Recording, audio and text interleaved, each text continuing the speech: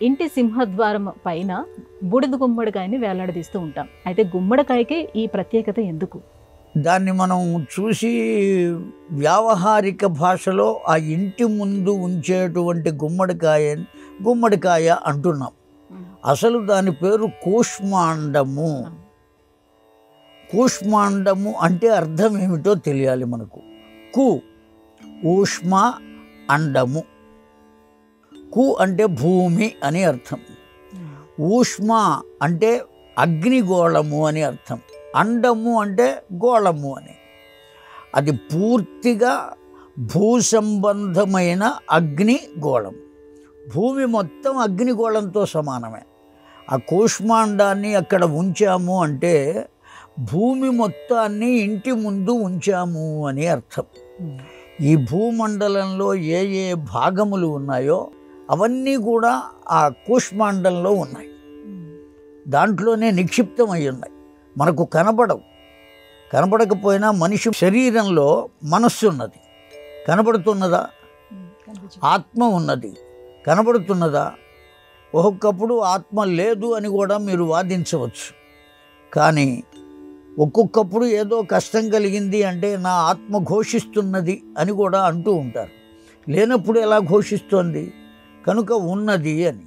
అలాగా శరీరం లోపల కనపడకుండా ఉండేటువంటి భాగాలు ఎలా ఉన్నాయో ఈ భూ సంబంధమై భూమి రూపంతో ఉన్న కూష్మాండములో కూడా ఈ భూమి మొత్తం నిండి ఉన్నది.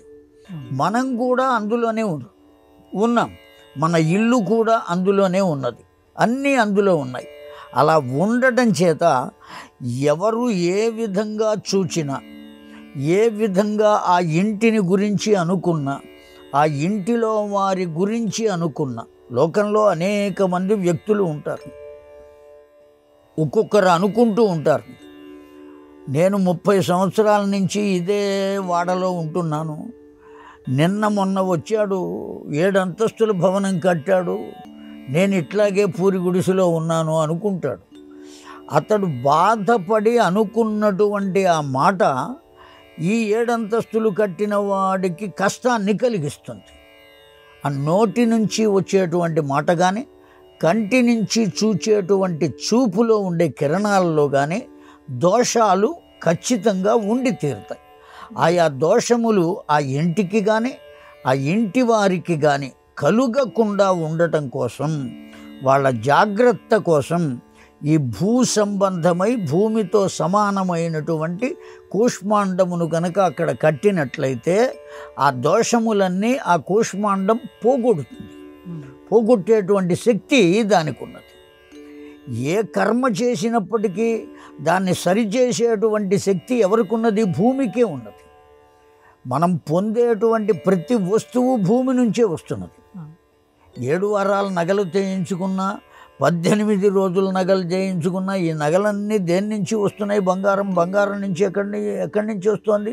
భూమి నుంచి వస్తున్నది. మనం త్రాగేటువంటి నీరు భూమి నుంచి వస్తున్నది. ఆహారం భూమి నుంచి వస్తున్నది. సర్వమును ఇవ్వగలిగినటువంటి శక్తి భూమికి ఎలా అయితే ఉన్నదో ఈ విధమైనటువంటి దృష్టి దోషమును కానీ, వాచా దోషమును కానీ, ఆలోచన దోషమును కానీ వీటినన్నిటినీ పోగొట్టేటువంటి శక్తి కూడా దేనికి ఉన్నది అంటే ఆ కూష్మాండానికి ఉన్నది. మీరు అనుకునే బూడిద గుమ్మడికాయకు ఉన్నది. ఆ కారణం చేత దాన్ని ముందు పెడతారు. అది గుమ్మడికాయగా కనపడకుండా ఉండడం కోసం దాని నిండా పసుపు రాసి బొట్టు పెట్టి అదేదో అలంకారం చేసి అక్కడ పెడతారు. అంతే తప్ప దానికి అక్కడ ఉంచటం చేత అంత ప్రయోజనం ఉన్నది.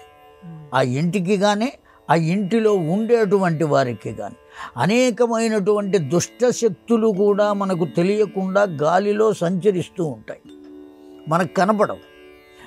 అటువంటి దుష్టశక్తులు కూడా ఆ ఇంటి లోపల ప్రవేశించకుండా జాగ్రత్తగా చూస్తుంది ఆ కూష్మాండం. దానికి ఆ శక్తి ఉన్నది.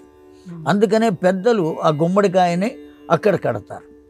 ఇటువంటివి ఏమైనా లోపల కనుక ప్రవేశించినట్లయితే ఆ గుమ్మడికాయ 15 రోజుల్లోనే కుళ్ళిపోతుంది.